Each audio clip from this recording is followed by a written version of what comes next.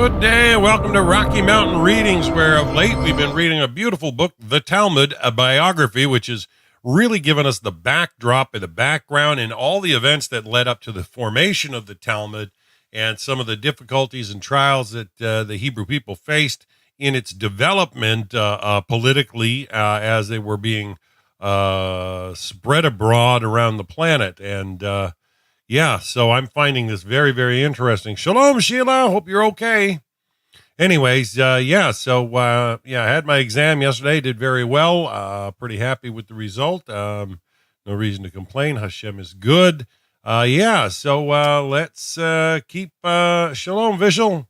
Let's keep on rolling. We're in chapter 7 today, called Coming of Age. Rabbi Akiva said, everything is foreseen, yet freedom of choice is given. And that's from chapter 3, Mishna 19. It's not the whole of the Mishnah. It still continues that, The liberation of the Talmud. The Talmud may have been spawned in Babylon, but its future lay far away, rather like an adolescent. There came a time when its origin began to constrain it. It needed to get out in order to grow. For centuries, it had been declaimed, discussed, and analyzed in the academies, even though every generation had something new to add. While it dwelt in its ivory towers, the Talmud was content to remain an elite and complex work, a theoretical underpinning of the law rather than a legal manual. The majority of scholars were no doubt happy with that, and it mattered little to anyone else. The Talmud existed, its students studied it, and that could have been the end of the story. The fact that the story didn't end there makes the Talmud, in Nassim Nicholas Taleb's terminology, a black swan. Nobody imagined a black swan could exist until they were discovered in Australia. Similarly, nobody would have thought in 7th century Baghdad that the Talmud could morph from a fiercely debated, self-contained work of scholarship into the minutely examined core text of a complex, all-embracing, and rigidly prescriptive legal system. That it would become a manual of life which prescribed every conceivable aspect of human existence. Woo.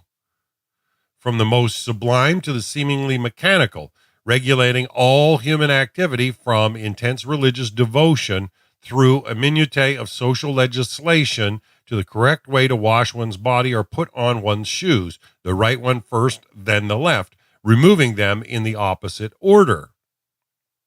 It's hard for us to avoid projecting our modern perspectives back to an earlier time, because the Talmud is acknowledged today as the final authority on Jewish religious law and practice. It is easy to assume that's what it always was, but the way observers of the Talmud see it in the 21st century is shaped by the way it was used and interpreted throughout history. The status of the Talmud today bears very little relation to the visions of its original editors who, like all of us, could not see into the future. The responses that Natronai and Amram wrote to distant communities marked the beginning of the Talmud's unshackling from the academy. But a complete uncoupling from the Sanctum Sanctorum would require more than that. The process, which in time would lead the Talmud to influence kings and revolutionaries, to be adored and reviled, to be published in multiple editions and cast to the flames, was not an inevitable consequence of people in far-flung Jewish communities getting answers to their questions from the Geonim in Baghdad, any more than it was the result of Sadia's victory in the calendar dispute, which, to all intents and purposes, ended the struggle between the Babylonian Talmud and the Palestinian counterpart. So, we read all that detail yesterday, that it was the differences in calendar dating that gave the Babylonian Talmud its supremacy over the Jerusalem Talmud. The change in the manner in which the Talmud was perceived and used, its liberation from the academies of Babylon, came about largely by accident. It echoed the events of the 7th century, when the scholars of Babylon found that living in proximity to the savants of Baghdad made it so much easier for them to refine and develop their learning. This time in North Africa, the equally serendipitous emergence of another city of Islamic culture would help their intellectual creation to reach new horizons. The catalyst for the Talmud's metamorphosis was the city of Kairouan, with whose scholars Pirkoi ben Baboy had corresponded.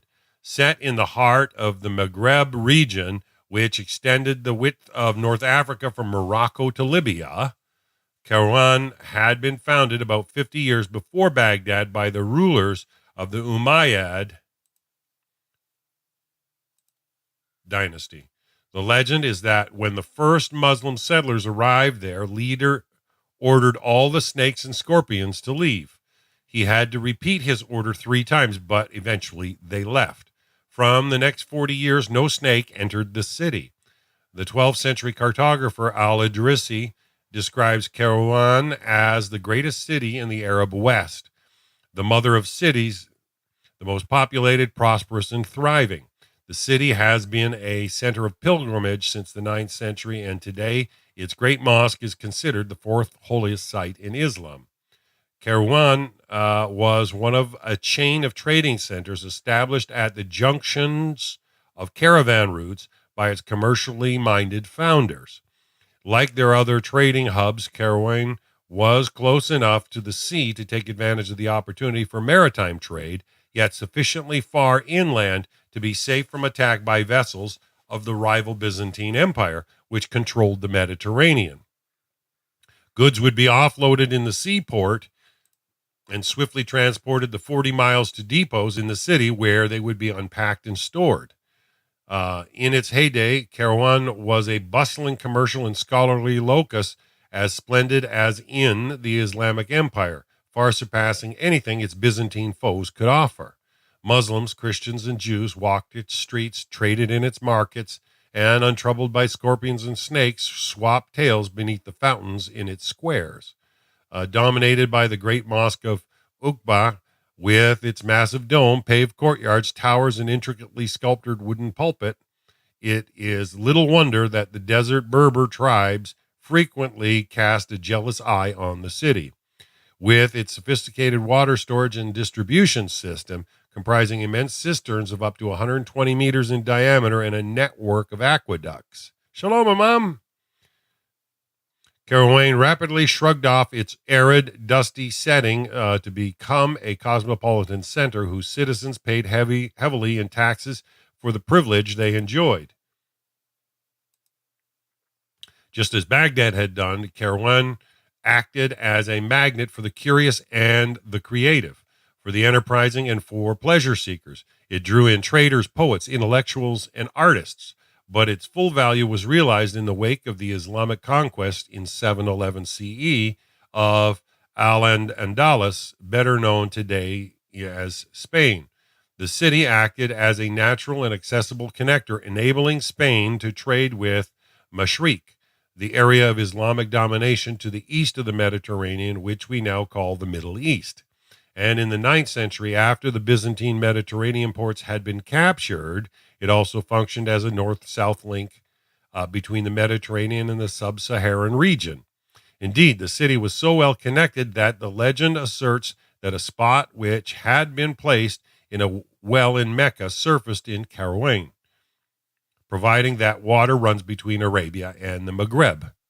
Most importantly, for the future history of the Talmud, Kairouan functioned as a communication hub for the whole of North Africa and southern Europe. Its position at the heart of a postal and trading network explains how the Talmud was able to develop in Kairouan in a completely different way from anywhere else in the vast Islamic Empire. Eldad the Danite, towards the end of the 9th century, a mysterious, rather devilish, disheveled character turned up in the bustling, baking Jewish quarter of Kairouan. Calling himself Eldad, he claimed to be a member of the ancient Israelite tribe of Dan. Tongues began to wag. His claim was preposterous. Everybody knew that the tribe of Dan had been lost for over 1,000 years. They, with the other 9 tribes of the northern kingdom of Israel, had been taken into captivity by the Assyrian king Sennacherib. Nobody had heard of them since. The events are documented in the biblical book of Kings. Jewish belief was that they would reappear and be reunited with their people at the end time. But this wasn't yet the end of time, and nobody in Carouane knew what to make of Eldad. To astound them even further, Eldad came armed with a repertoire of fantastic stories, which we wouldn't countenance today, but which were wholly believable in the streets and bazaars, reminiscent of those that formed the backdrop to Shahrazad's tales, in which Sinbad's adventures were recounted. Eldad told his listeners that he had come from the other side of the river Sambatyon, a mythical African torrent which flowed so fast, hurling rocks and boulders as it went, that it was impossible to cross. The river only fell quiet as the sun set on a Friday evening when the Sabbath began. Then it became as peaceable as a desert oasis. But everyone knew that it was forbidden to cross a river on the Sabbath. And since the torrent resumed the moment the Sabbath had departed, it was clear that no human could ever pass from one of its shores to the other. Yet Eldad maintained that his tribe dwelt on the far shores of the Sambatyon, and that he had traversed the river on his way to Carouane. Eldad told the people of Carouane how he had been delivered from a shipwreck only to be captured by cannibals. His companion had been eaten, but he had escaped. He told them of the fabulous people he had met, of tribes who make war each year with 7 kingdoms and 7 languages, of nations whose members regularly live to see their great-great-grandchildren, of peaceable lands where a young child could lead a flock of sheep for days in the wilderness without coming to any harm. The Carouanites had no difficulty believing his stories, but alarm bells began to sound when he described the methods his people used to ritually slaughter their animals for meat. They didn't conform to the time-honored practices of the Carouan Jews' practices, which were stipulated by the Talmud. Was he a fraud after all? The Carouan Talmudists wrote to Zemek, the Gaon of Sura, informing him of Eldad's arrival and his strange ritual practices. Their concern was for the veracity of the Talmudic account. Was it possible that the Talmud was wrong, or that there were alternative methods for preparing meat that the Talmud scholars had overlooked? Zemek was not fazed. He replied that he had already heard of Eldad, and that whilst he was to be believed, nothing he recounted could undermine the validity of the Talmud. It was not surprising, he told them, that certain differences existed between the laws which Eldad knew and those contained in the Babylonian Talmud. For although the latter was indeed the correct and only interpretation of the oral law, Eldad's tribe had been cut off for so long that they were bound to have got some things wrong. Eldad the Danite disappeared as mysteriously as he had arrived, but his legend remained. They resurfaced in fables of Prester John, which circulated in the 12th century Europe, and told of a Christian king who ruled over a nation not dissimilar to that from which Eldad claimed to hail. The prominence of Carouane. Carouane's contribution to the Talmud story was brief but seminal. Cookie Monster, how are you? Its place at the center of the empire's communication network facilitated a continual flow of correspondence between Baghdad and Carouane.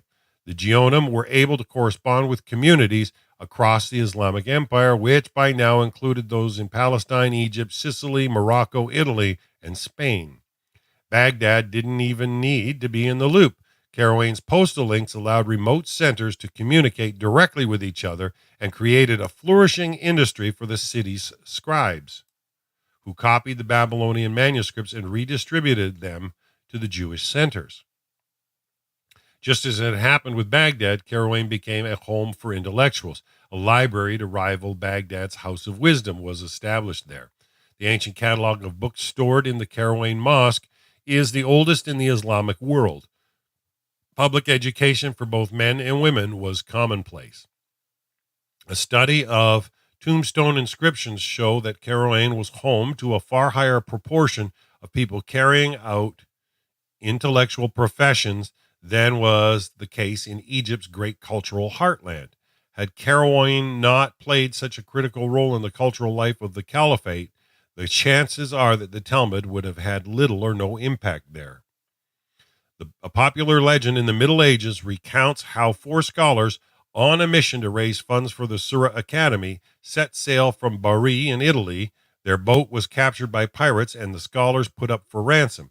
Jews in four separate Mediterranean cities raised funds to redeem them. One captive, Elhanan, was released in Alexandria, where he became the leader of the Egyptian community. Another, Moses ben Hanuk, found his way to Cordoba, where he rose to similar prominence. The third, Hushiel, became the outstanding scholar of Kairouan. We don't hear what happened to the fourth captive. Most contemporary experts believe that the legend is untrue, or at very least historically inaccurate. Accurate or not, its value is that it offers reasons, apocryphal or real, depending on your point of view, for the emergence of the principal centers of Talmud learning in the Islamic world. It explains why, despite the widespread dispersion of the Jews throughout Europe and Asia, the Talmud only put down early roots in Italy, where the scholars embarked, and in the three centers where they ended up. It may have been heard of elsewhere, but in no other place were schools established for its study, nor were meaningful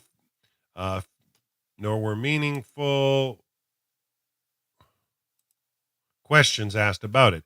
It seems that in general, the Talmud represented little more than an academic activity that may have been fascinating to its students, but which had little or no impact on ordinary lives. Much as the people feel about certain university courses today.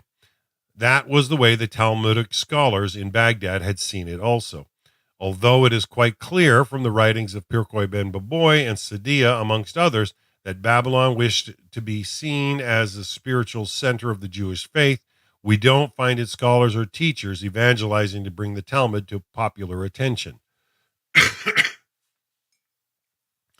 The Talmud in Babylon, at least, was of the academy and for the academy.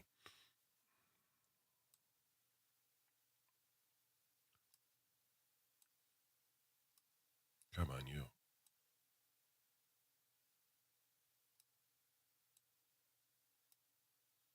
What the heck is wrong with my mouse?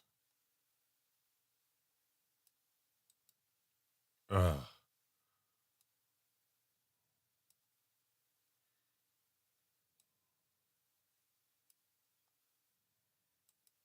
Talmudic scholars would happily base their rulings on it when responding to inquiries, but they weren't particularly bothered about laying it out in front of the masses as an object of direct study. That's what the Bible was for. Kairouan changed all that.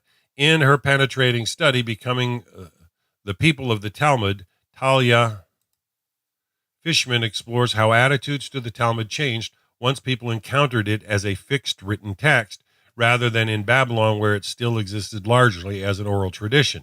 She shows how this change in attitude began in Kairouan, where the scholars set out to make the Talmud available to people who were not rabbis and to use their extensive communication network to spread the word. Explaining the Talmud. The turning point for the Talmud came towards the end of the 10th century. It was led by Hushiel, whose arrival in Kairouan had been recounted in the legend of the four captives. Modeling themselves on Babylon, Hushiel and his colleague Jacob ibn Shaheen each set up an academy in Kairouan. These were the first significant schools of Talmud study outside Babylon and marked the end of the old country's dominance. From this point forward, the Talmud would be studied across the world according to the viewpoints of its local teachers, no longer anxiously awaiting decisions sent from afar. Baghdad was still venerated as the home of the Talmud, but its decline had begun and would become more pronounced during the following generation. We know very little about Hushiel and even less about Jacob, but we are far more familiar with the works of their sons Hanel and Nassim Hanel. According to the 12th century Spanish philosopher Ibn Daud, had 9 daughters. He was supported by wealthy merchants in the city to such a great degree that when he died, he left 10,000 golden dinars. Nassim had no children and no wealth either. Despite their different circumstances, Hananel and Nassim were both revolutionaries. They may not have known it in their eyes. All they did was to continue to teach in their father's schools and write commentaries on the Talmud. But nobody had done anything like it before, and they paved the way for hundreds of commentators, scrutineers, and analysts who followed in their wake. What made them so radical was that rather than continuing the process of debate for its own sake, which had been such a prominent feature in the Babylon academies, they set out to explain the Talmud to people who are trying to understand it. Very important. Oh, man, this mouse, I don't know why.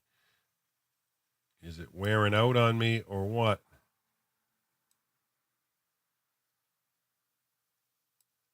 Oh, come on, you.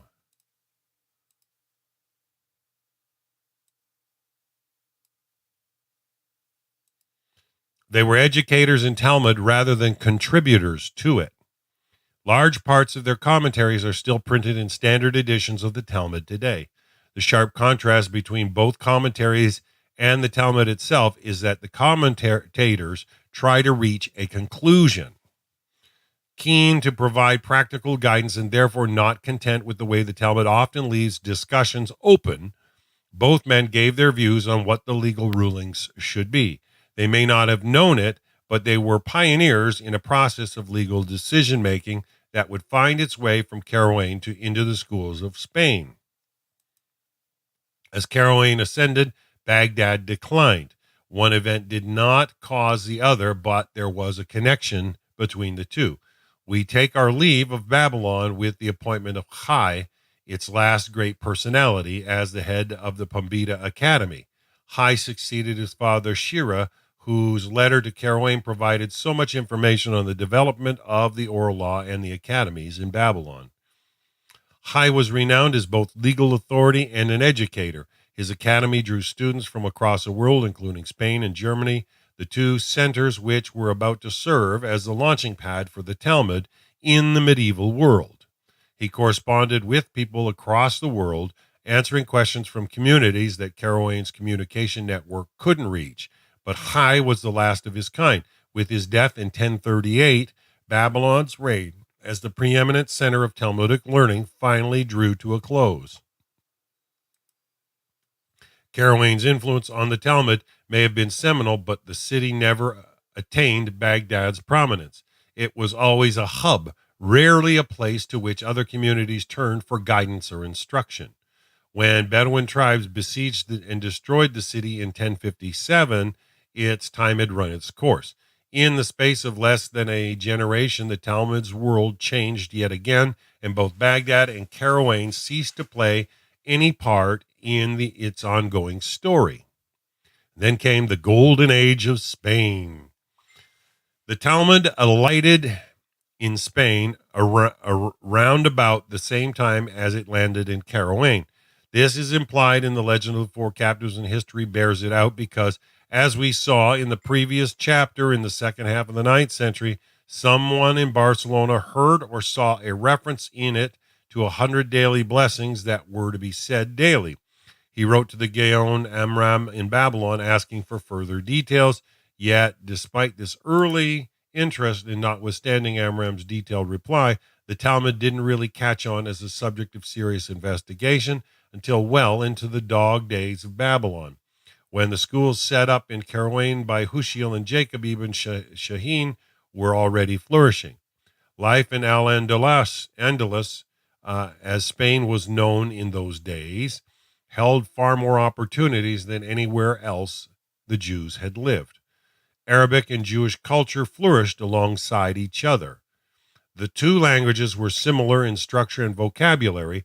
Their grammarians learned from each other. Their poets competed to elevate their craft to ever more exalted levels of refinement.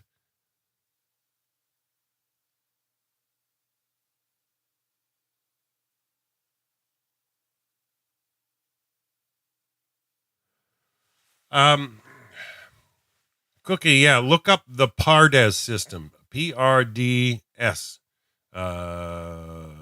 Pardes system. That's what the rabbis used to study the Torah and to understand that what each of those P stands for Pshat, R stands for Remez,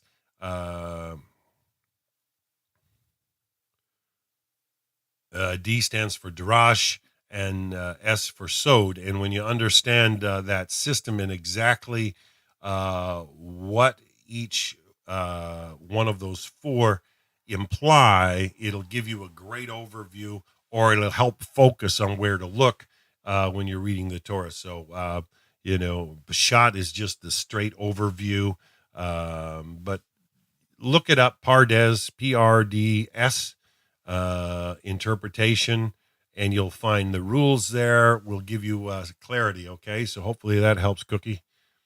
All right, so where was I?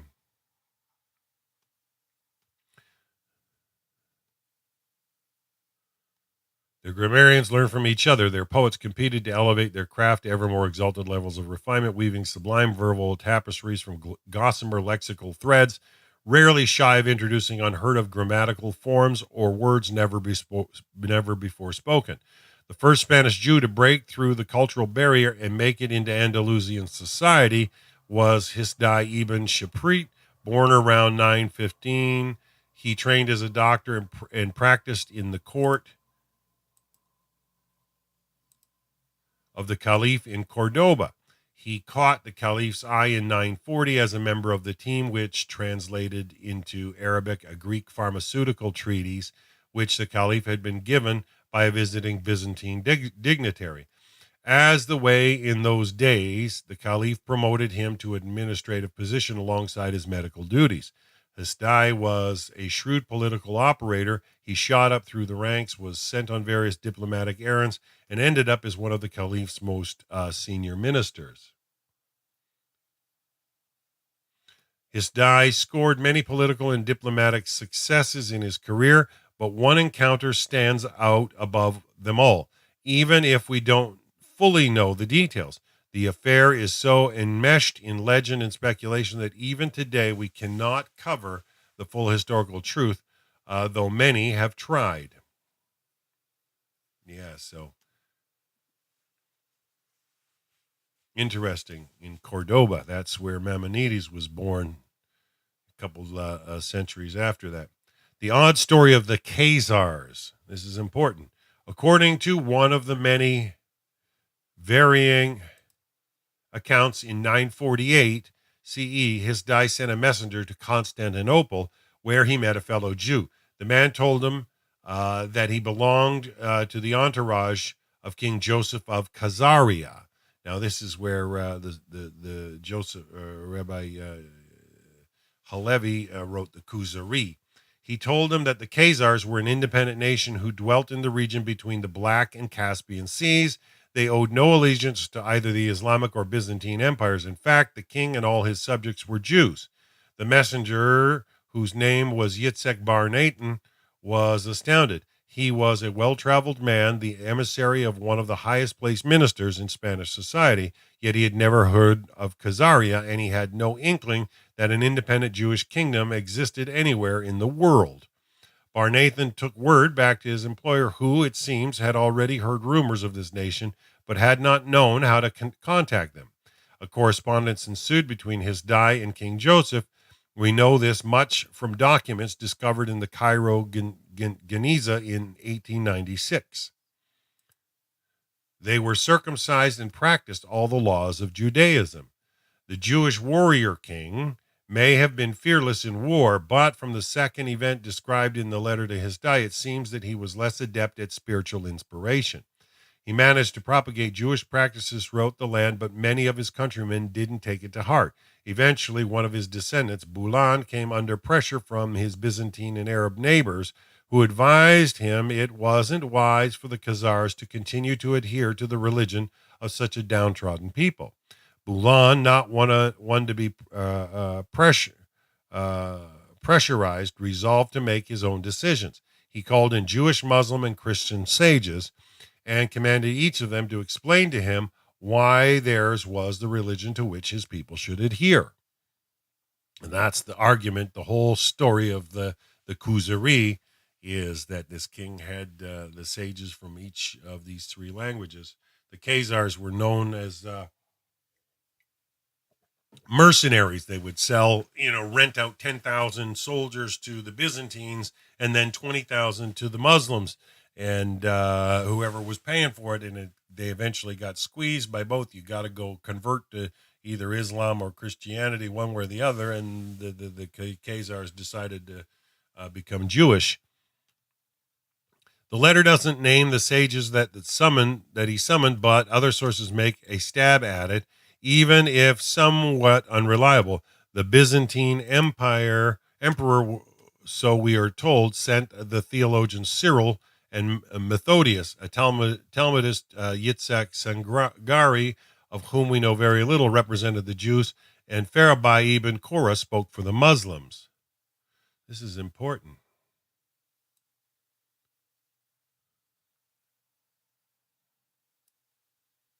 Very important. The three sages debated each other for several days, but the king was unable to decide between them. Finally, he asked Farabi ibn Korah, the Islamic Qadi, which religion he would select if he was obliged to choose between the Christian and the Jews. The Qadi said he would opt for the Jews. The king then asked the Christians which they would choose if they had to decide between Islam and Judaism. They too replied that they would choose Judaism. That clinched it for the king. He declared that Judaism would continue to be the wisest choice for his kingdom. Interesting. Although the account of the conversion debate is apocryphal, there is little dispute that the Khazar nation did convert to Judaism sometime between the 8th and 10th century. According to King Joseph's reply, one of Bulan's descendants, King Obadiah, established the Jewish religion properly and correctly, bringing in Jewish scholars to teach the Bible, Mishnah, and Talmud. The Talmud in Spain. Hisdai didn't just use his political skill to further the caliph's interest. He also had his own agenda. He exploited tensions between the Umayyad Caliphate in Spain and their Abbasid rivals in Babylon to create a similar division within the Jewish world. If Muslim Spain could be independent of the declining Babylon Caliphate, so could its Jewish inhabitants be autonomous from the Baghdad Geonim. Hisdai brought scholars into Cordoba and provided the funds for their upkeep. He acquired high quality manuscripts from Karawane and appointed Moses ben Hanuk, one of the four captives, to head up the Talmudic Academy. The academy prospered under Moses' charge and Hisdai's patronage. Cordoba became a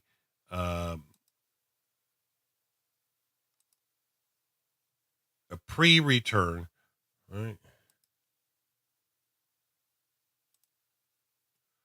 Cordoba became a preeminent center of Talmud study with students arriving from all over the world. When Moses died there were two candidates for his job, Hanuk, his son, and Joseph ibn Abitur, a well-respected scholar whose interest in making education available to all had led him. At the caliph's request to complete the first translation of the Mishnah into Arabic. Hanuk had been raised by his father. The legend of the four captives recounts how Moses' young wife had thrown herself into the sea to escape abuse at the hands of the pirates. Moses arrived in Spain alone with his infant son.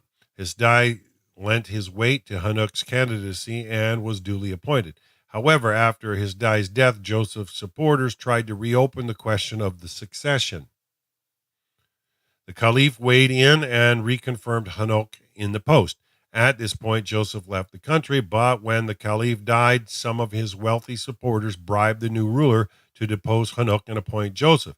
The new caliph obliged, but Joseph refused to return, arguing that he would not be a party to such shameful treatment of his rival. Hanuk kept the job, but his reputation had collapsed. He was considered to be a less than deserving benefactor of powerful patronage and never enjoyed public support in the way his father had. Cordoba was destroyed by a series of Berber invasions around 1009 to 1013. Amongst those who fled the city was Shmuel, one of Moses' star pupils. Shmuel, who had also studied Arabic and the Quran, settled 100 miles to the south and Malaga, where he opened a spice shop, according to the account written in the 12th century by Abraham ibn Dawud, who had also given us the legend of the four captives. One of Shmuel's customers was a servant in the court of the king's secretary. Shmuel helped her to write letters on behalf of her master. The secretary was so impressed with the calligraphy and the lucidity of language in the letters that he had Shmuel brought before him and appointed him as a clerk.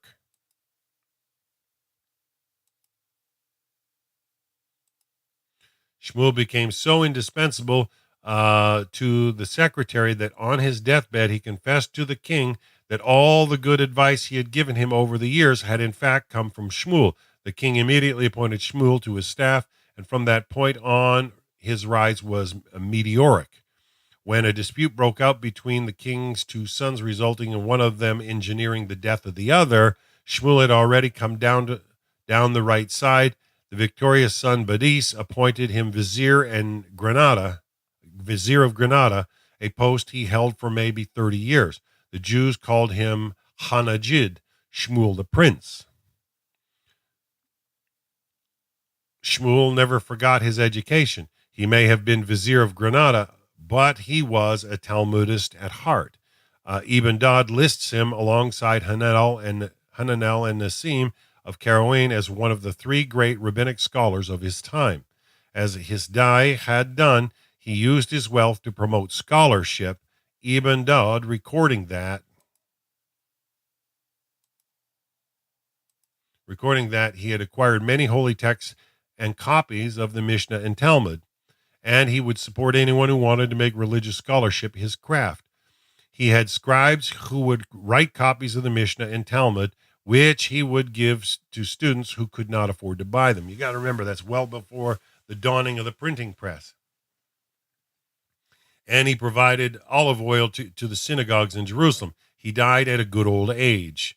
Shmuel wrote a legal compendium of law, only a fraction of which has survived. He clearly had an extensive library because his work incorporates a wide range of sources, including both the Babylonian and Jerusalem Talmuds, much of the early literature from the time of the Mishnah, and many of the responsa of the Geonim. Although his work has not gone down in history as pivotal, his importance lies in the fact that he summarized current thinking and provided an accurate summary of laws as they then stood. Shmuel's legal scholarship was an advance on the earlier legal compilations, which had simply based their decisions on the decisions in the Talmud. It was a first step in the trend towards the collation and formalization of the law, which would eventually become the hallmark of the Spanish school. About 30 years after Shmuel's death, an old man arrived in Lucena, a town halfway between Cordoba and Malaga, where Shmuel had his spice shop. His name was Isaac Alfasi, his surname indicating that he had hailed from Fez in Morocco. Alfazi had fled Morocco, according to Ibn Dawud, because of unknown slanderers against him. He lived in Spain for 15 years until the age of 90, but he had already acquired his reputation before leaving Morocco. Alfazi, who as a young man had studied in Karawane under both Hananel and Nassim, shared their affinity for clarifying the law and explaining the Talmud text to students who found it hard to follow. His work was effectively a summary of the Talmud. He copied verbatim those parts of it which he felt were already clear enough. He explained bits which he felt needed to be explained. He wove together material from different parts of the Talmud which were better understood in one place, and he simply omitted anything he did not feel was relevant. His omissions were not restricted to material which had no bearing on the law. He also left out any content which related to now defunct practices, such as temple sacrifices. Alfazi's work is printed in all good editions of the Talmud. It forms part of the curriculum for all serious Talmudic study today. So you can just see how someone's work continues for hundreds. You were talking almost 1,000 years ago. Still over 1,000 years ago, yes. He was hailed by later generations as one of the most important of all Talmudic codifiers, and his is one of the four monolithic codes of Jewish law produced during the Middle Ages, which were all produced in a Sephardic or Spanish milieu. But for all it's important, Alfazi's code was not the greatest of the four.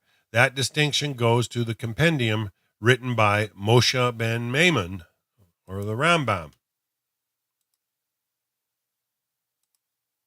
better known by his patronym Maimonides, or his Hebraic acrostic Rambam, Rabbi Moshe ben Maimon. They didn't use vowels, remember, so. Shalom, Patricia. How are you today? Hope you're all well. We're now up to the time of the Rambam. Maimonides was born in Cordoba. There's a beautiful book out there. I remember, 30 years ago, a Jewish gentleman giving me a book called The Boy from Cordoba, and I read it. It was the early years, the growth or the life of Maimonides, and slowly I began reading more of his material after that. When he was 13, he was born in 1135. When he was 13, the city, which had been the site of power struggles for over a century, it fell once again, this time to the puritanical Almohads, whose attitude towards Dehimis, non-Muslim minorities, was far from tolerant. Faced with the option of converting to Islam or leaving the city, the boy's father, Maimon, a respected judge in the Jewish courts, chose the latter. The next we hear of Maimonides is as a young man of 25 in the city of Fez. Fez was also an Almohad city, but the attitude of its ruler towards Dehimis seems to have softened somewhat as he edged towards old age. It was during the period between leaving Cordoba and arriving in Fez that the young Maimonides began work on his first magnum opus, an Arabic commentary on the Mishnah, bearing the name Siraj. We don't know where he was when he wrote the commentary. He must have traveled extensively, perhaps even living a peripatetic life, since at the end of his commentary he apologizes for any inaccuracies which may have come about due to his mind being troubled by exile and wandering, and due to his journeying by road and by boat. In the commentary, Maimonides explains the legal principles behind the topics in the Mishnah and offers a summary of the law. Occasionally, his explanation of a section of the Mishnah differs from the interpretation placed upon it by the Talmud. Maimonides' commentary on the Mishnah is probably best known for his formulation of what has become known as the 13 Principles of Faith, the nearest thing that classical Judaism has to an official dogma.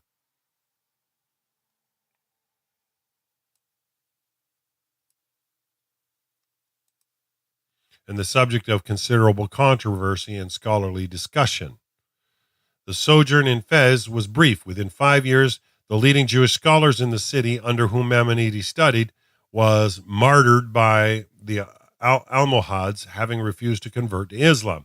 Maimonides and his family did not hang around. They spent a short amount of time in the Holy Land, then traveled to Egypt, settling first in Alexandria and then in Fostat, now part of Old Cairo.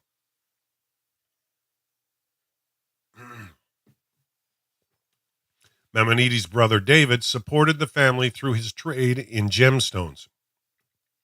And I found this, a real phenomenal commonality, how many of these renowned families were gemologists. And if you just understand the geometry it takes to, make certain gems in certain shapes to capture light, there's a deep, deep, deep study there. Okay. When he drowned in the ocean on a business trip, they were left penniless. In those days, rabbinic scholars tended not to take a salary for their work, and Maimonides was now obliged to seek out a livelihood for himself. He trained as a physician, and although it took some time, he was eventually appointed as a doctor to the Sultan's court. In a letter, he tells a friend not to visit him as he is too fatigued from the heavy duties that his royal appointment placed upon him, the demands made upon his time by his general medical practice, and the responsibility he carried as senior scholar and head of the community. His fatigue, however, did not prevent him from writing. Maimonides' major contribution to the Talmud is his legal code, the Mishna Torah, which he completed at the age of 45 in Cairo. Unlike his commentary on the Mishnah Torah was detailed and prescriptive. Of his three main works, Mishna Torah is the only one written in Hebrew, indicating that no doubt that Maimonides intended it for a far wider Jewish audience than those in the Arabic-speaking world. The work is a code in the strictest possible sense. Systematically divided into 14 books, Maimonides makes no attempt to reproduce the discussions or arguments contained in the Talmud.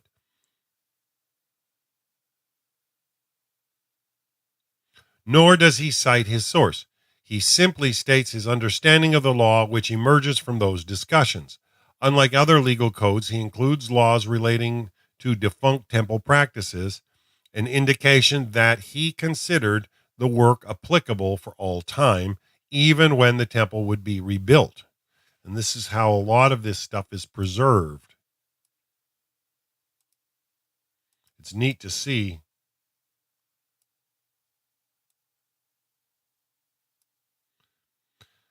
How important certain scholars decided that, hey, that's needed to be preserved, and others, didn't. Monumental as it is, the Mishna Torah was not universally acclaimed.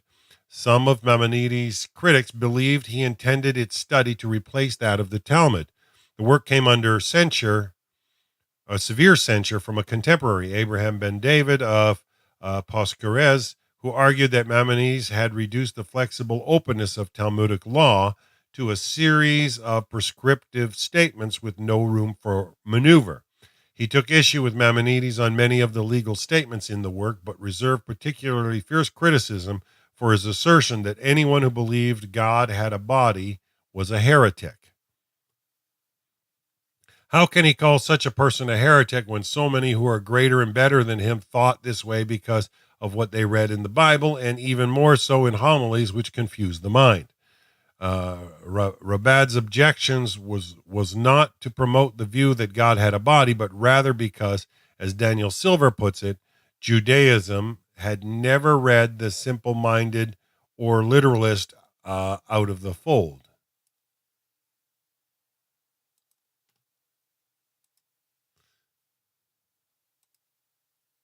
Most editions of the Mishna Torah contain Abraham ben David's criticism, as well as other commentaries which seek to explain the reasons behind Maimonides' rulings. Although generally acclaimed as the greatest Jewish thinker for 2 millennia, controversy was never far from Maimonides. Apart from the attacks by Abraham ben David, his philosophical and theological views came under repeated attacks, leading, as we shall see, to public condemnation and even burnings of his works in the later centuries. And we read that long work of his earlier, late last year, The Guide for the Perplexed. Boy, that took a lot of time.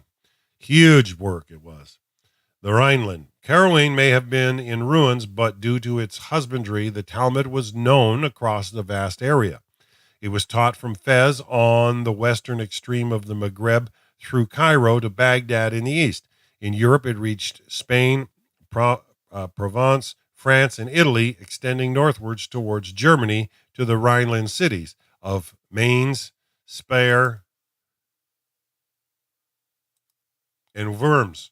It was here the Talmud had its first serious encounter with an unfamiliar culture, and it was here over the course of the next few centuries that it was scrutinized as never before, both by its friends and by its enemies. And you got to realize that was the whole area that what they claimed was the Holy Roman Empire was the heartland of it.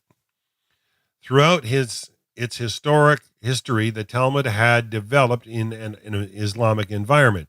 Islam and Judaism were not so dissimilar in their worldview. They shared the same cultural norms, particularly around family, trade, and social organization. They had a linguistic affinity. Hebrew, Arabic, and Aramaic are all part of the same family. Islam's acceptance of Moses as a prophet, coupled with the institution known as dhimmi, through which minorities were protected, had allowed the Talmud to develop freely alongside and even in partnership with the Islamic legal tradition. Christian lands were relatively unfamiliar territory for the Babylonian Talmud, with the exception of southern Italy, from where the four captives were supposed to have set sail.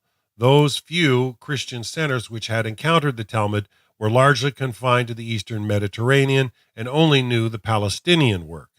A few small Jewish communities had dwelt along the River Rhine in Germany since the earliest dispersion.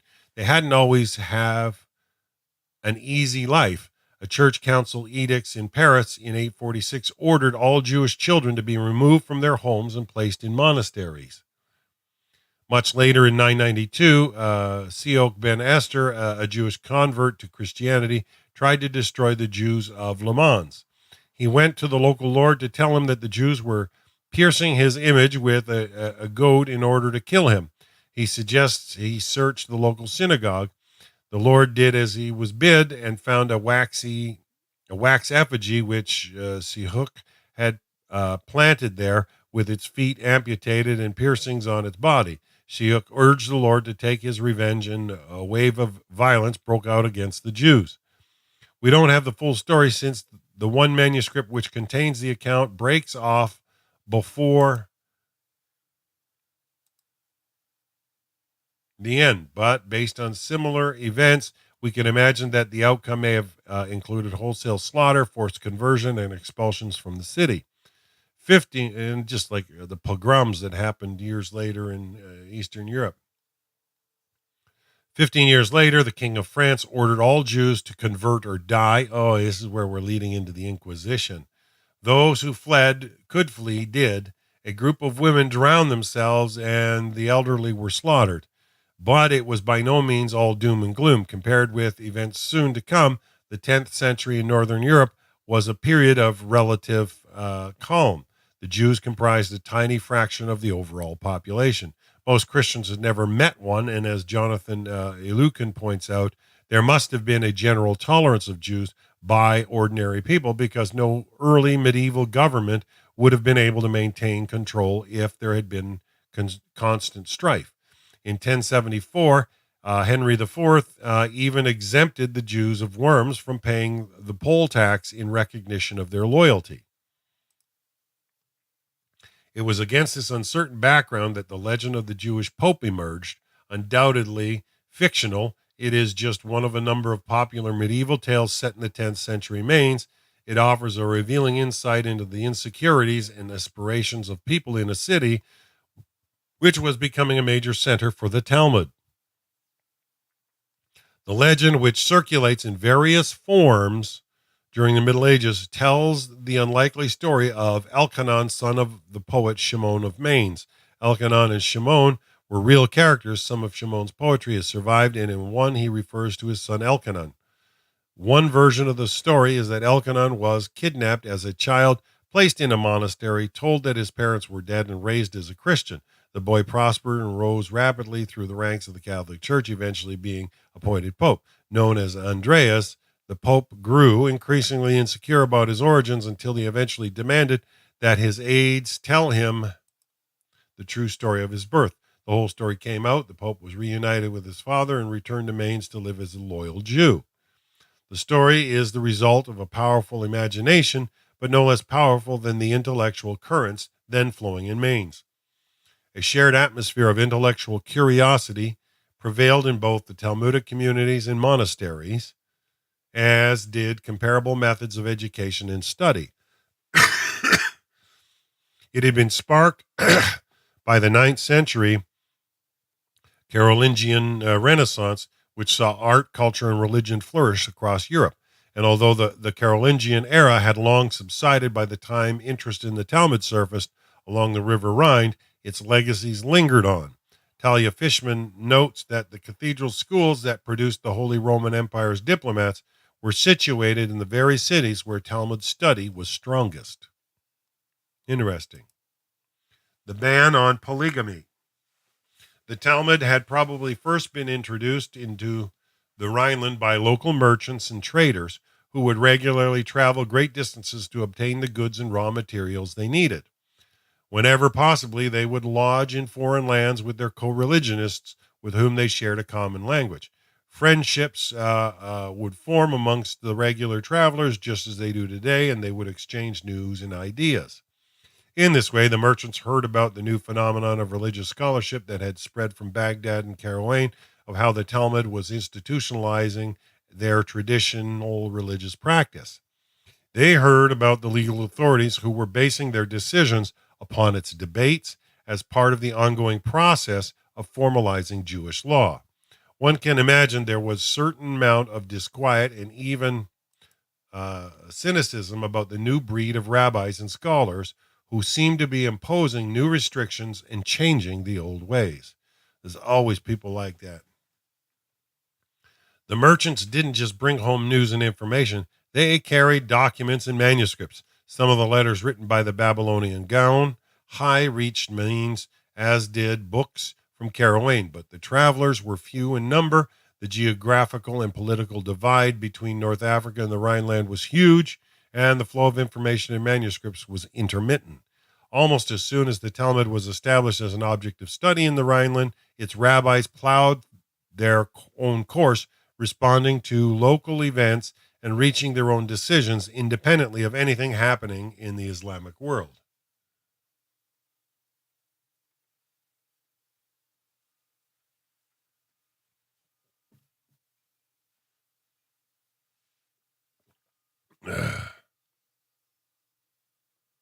Oh, you got to stop. You got to stop even the minor things. Sometimes it's those minor things which are bigger problems because of their result. Learning what the sin produces and its byproducts, Cookie, makes all the difference. It's what allows you to turn closer to Hashem. What you need to understand is that even these minor sins, they work as filters, and you start piling multiple filters, you cannot see the light. So you need to remove these little filters out one by one in order to draw closer. Anyways, let's keep going. The pioneer of Talmud study in the Rhineland was Gershom ben Yehuda, known as the Light of the Exile. He was one of those figures who are so influential that history credits them with credits them with all sorts of things that were actually carried out by others. The earliest European commentary on the Talmud is attributed to him, even though it was probably written by several of his students or even by some of theirs. Gershom was the first European scholar to try to reconcile the Talmud's worldview to the reality of living in a Christian society. He'd lived through good times and bad, intellectual and cultural dialogue when conditions were favorable, and harsh realities when they weren't. In 1012, the entire community of Mainz, including Gershom, were expelled from the city by the Emperor Henry II. At the same time, one of his sons were forcibly converted to Christianity. He died before he could be reconciled with his family. We don't know if Gershom was really responsible for all the innovations attributed to him, nor do we know much about his style of leadership nor his educational skills. But all that is less important than the impact he had on future generations, of which we do know much. Gershom inspired Europe's first wave of creative engagement with the Talmud, and in so doing, smoothed the way for centuries of Talmudic life in the Western world. Many of Gershom's innovations, we call them his, even if they weren't, were to do with new social conditions. One of the dangers that young people were exposed to was of being kidnapped and forcibly converted to Christianity, as it happened with Gershom's son. But there was little sympathy for those who had been forcibly converted. There were many instances of people choosing to submit to death rather than convert. Those who prefer the path of life were often reviled. In a landmark pronouncement, Gershom ruled that it was forbidden to rebuke or condemn people who had been forcibly converted to Christianity. Whether that changed people's attitude or just the way they behaved in public, it's hard to say. In an age when postal services really were medieval, letters were still a novelty for most people. Although it sounds strange to us, those charged with carrying or receiving letters on behalf of others didn't always think twice about opening and reading them. People lived far less private lives than today, even though the Talmud itself had advised on ways in which privacy can be maintained. Natural curiosity overruled any qualms most people had about confidentiality. You see how that natural way of thinking, it just, people just, inquiring minds want to know. Many letters would have contained intimate and personal messages, confidential negotiations between traders, or commercial secrets, in what was both a defense of privacy and one of the earliest regulations against industrial espionage. Gershom prohibited the reading of other people's letters.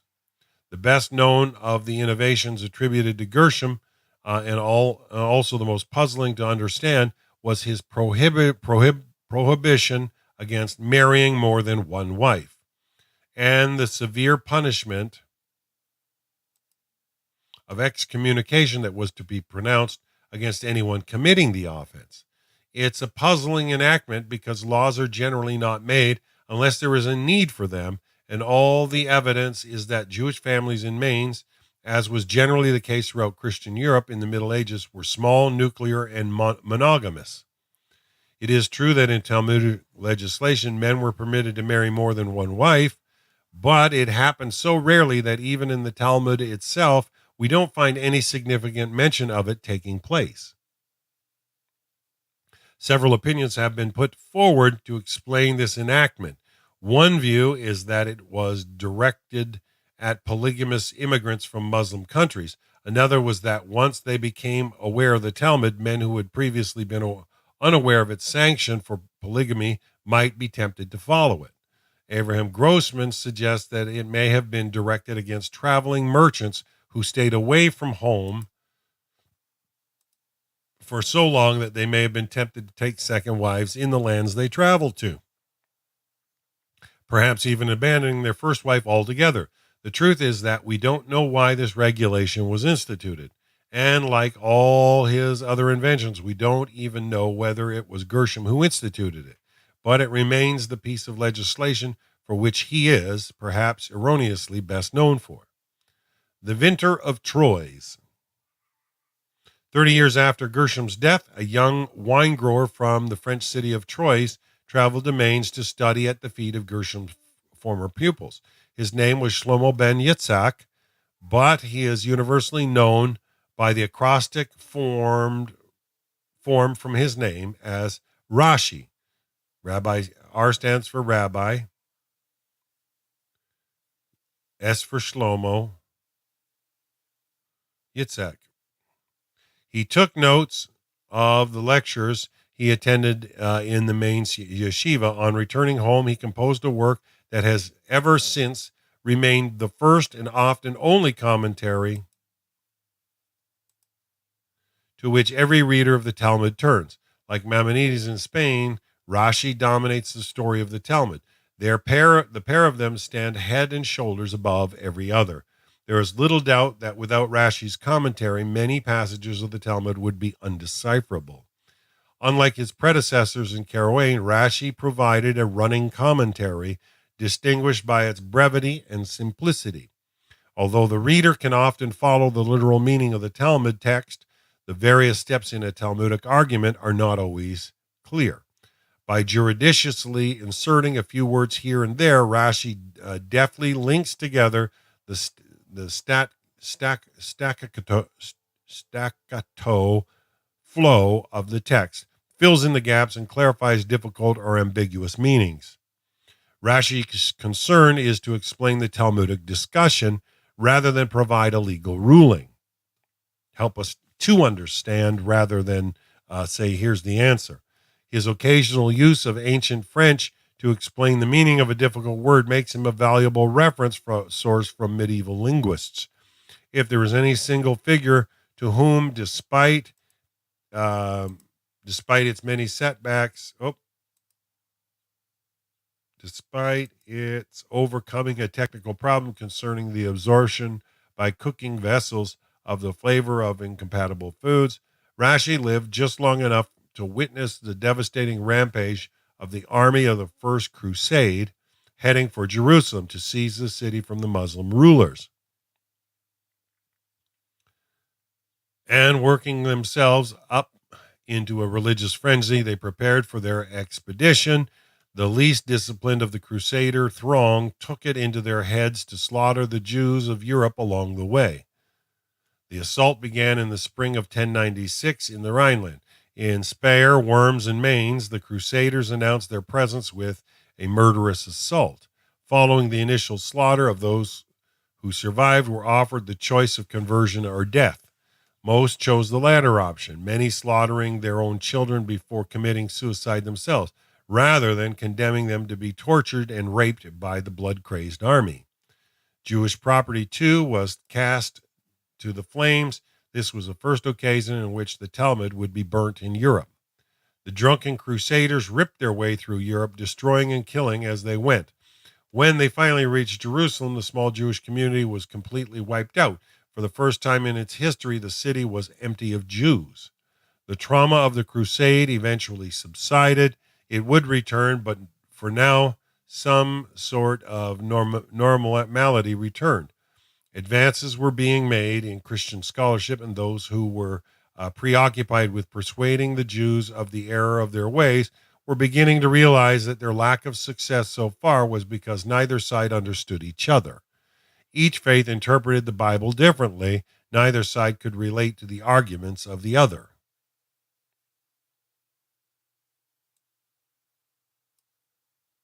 And that's still the case today, isn't it? Yeah, when they get those Jesus glasses on, that's all they can see. If Christians wanted to win their arguments against the Jews, they realized they would have to understand Jewish interpretations of the Bible and music ever since. Oh, hold on. Music of the Bible and music ever since. Here, it's a true story. Helois was Abelard's student. They fell in love and had a child. Helois's father sought revenge. He had Abelard seized and castrated. Abelard entered a monastery, Helois a nunnery, from where they conducted a correspondence that was both passionate and scholarly. Reunited in death, they are said to be buried together in the Père Lachaise cemetery in Paris. Amongst his many works, Abelard composed the dialogue between a philosopher, a Christian, and a Jew. Abelard tells his readers of a dream he had in which he is called upon to arbitrate between the three men of God. Even philosophers in those days were believers. Amen. The structure of the work is reminiscent of the debate that the king of the Khazars had commanded. Although there is no evidence in the dialogue that Abelard knew the Talmud, he does know a lot about Jewish practices. He could only have got this knowledge through conversations with Jews. In one of his letters to Helois, Abelard tells her of discussions he has had with a Jew about the significance of a silver coin mentioned in the Book of Kings. Around the same time, Hugh of St. Victor, a member of the 12th century intellectual scholastic school, and his pupil Andrew began to study Rashi's Bible commentaries. They also studied the Bible commentaries of Rashi's grandson, the Rashbam. He was a key figure in what would become known as the logic chopping, dialectical Talmud school of the Tosafists. It would seem, from the style in which the Tosafists wrote, that it wasn't just Christian scholars studying Jewish texts. The Tosafists were learning new methods of analysis from their Christian counterparts. Splitting hairs. The traditional Talmud page consists of 3 columns. The text of the Talmud sits there in the center, the commentary of Rashi on the inside, and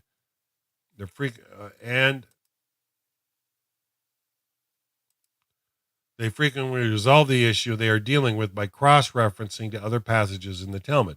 They treat the Talmud as a unitary work, which, provided the text is correct, and they sometimes are forced to concede that it isn't, should be internally consistent. If they find a contradiction or difficulty between two Talmudic passages that cannot be easily resolved, they tend to resort to hair-splitting, caustic analysis. This method was not universally acclaimed.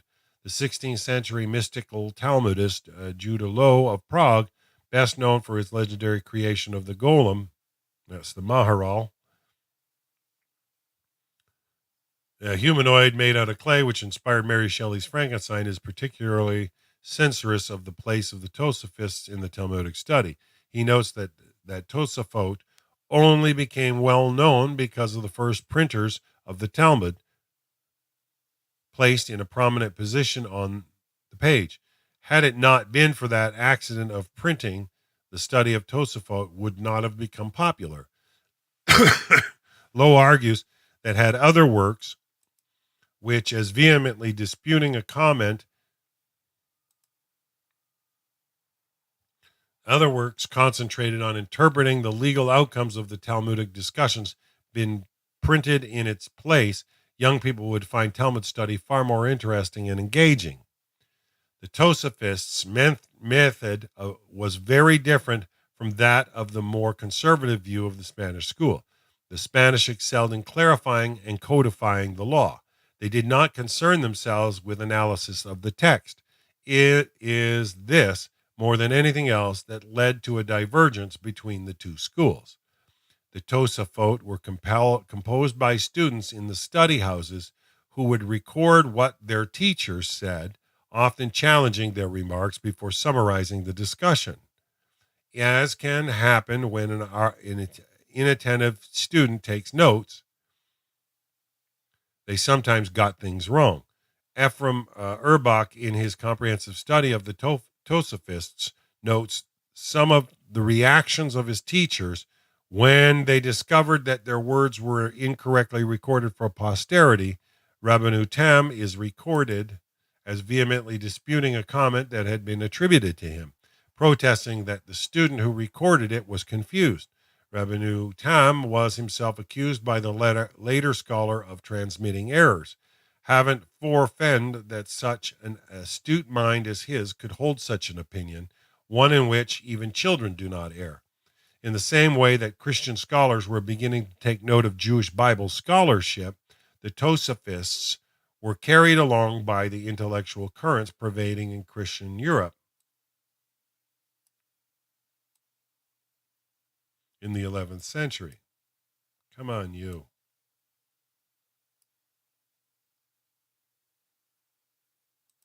Ephraim Urbach noted that the Tosafists' style bears many similarities to the glosses that began to be added around this time to the Justinian Code, their method of comparing, contrasting, and challenging Talmudic passages, and of reconciling the economic and societal realities of their time with Talmudic law, reflected the new style of innovative thinking that was taking root in church schools.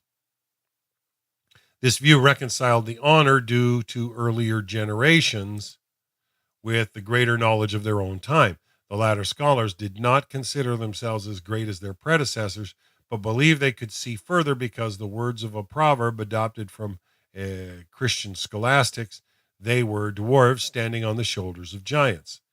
These developed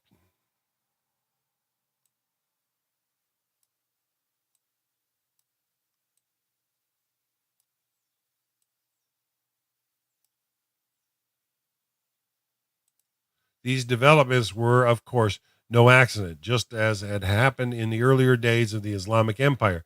A two-way process of influence and counter-influence was taking place. Christian Bible exegetes were gaining biblical insights from dialogues with Jews. Jewish Talmudic scholars were learning analytical methods from their Christian counterparts. The Talmud would soon no longer exist within its own closed world. It would need to find its way in a new and often more challenging environment.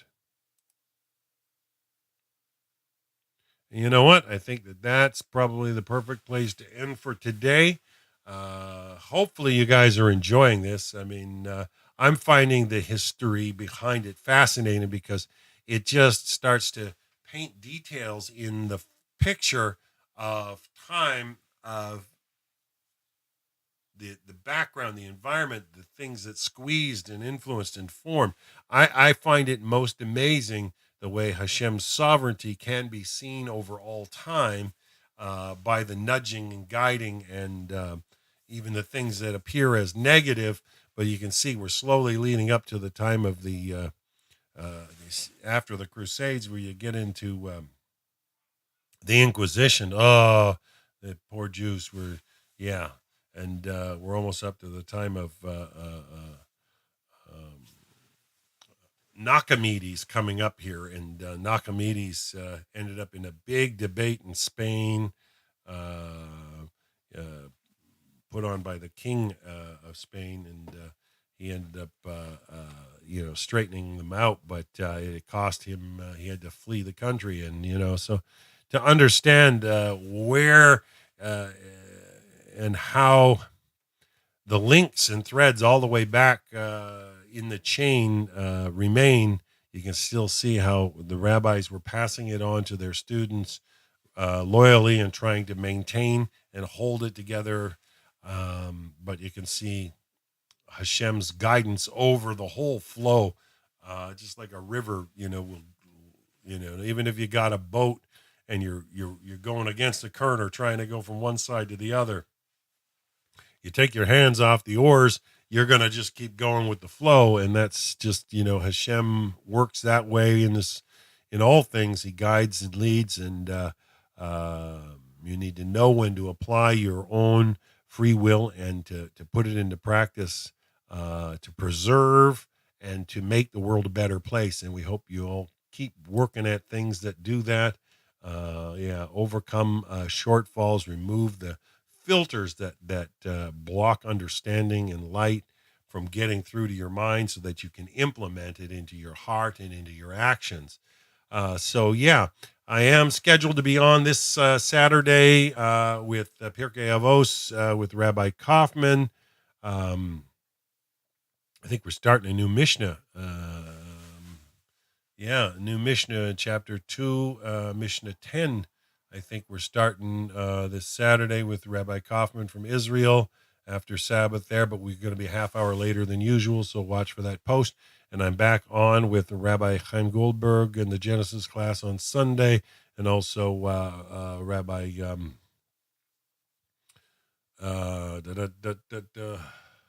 Ingber in Georgia, and our friends at Nativ. That Zoom meeting will be back on Sunday afternoon, so I'll be broadcasting those. So I got to work all weekend as well. So keep me in your prayers. I passed my exam, so I'm waiting for a certificate so I can apply for a license. That certificate should be coming, and then hopefully I have no barrier to getting a license. At my age, this is my third licensing step since moving to this area.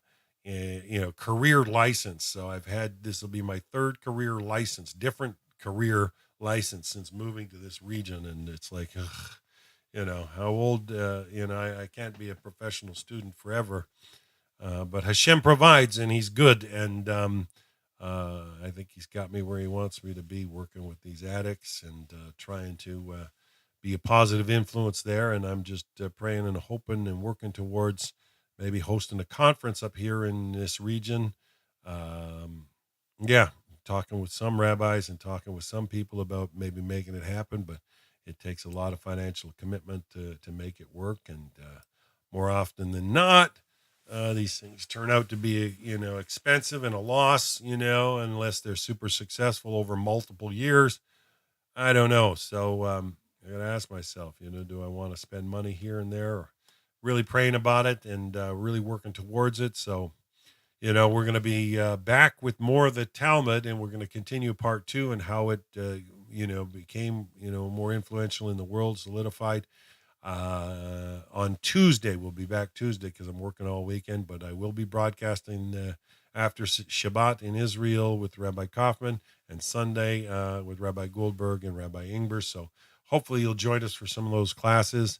And I wish you all Shabbat Shalom for the weekend. And we'll be back with Rocky Mountain Readings on Tuesday at our usual time, Hashem willing. And we're going to continue with the Talmud, a biography, because this is beautiful material, giving us the backdrop and an understanding of what the Talmud is and what influenced it. And hopefully you're getting some good stuff out of this. I know I am. It's useful for sure. So we're going to let you go for now. Have a wonderful, wonderful weekend. Bye for now.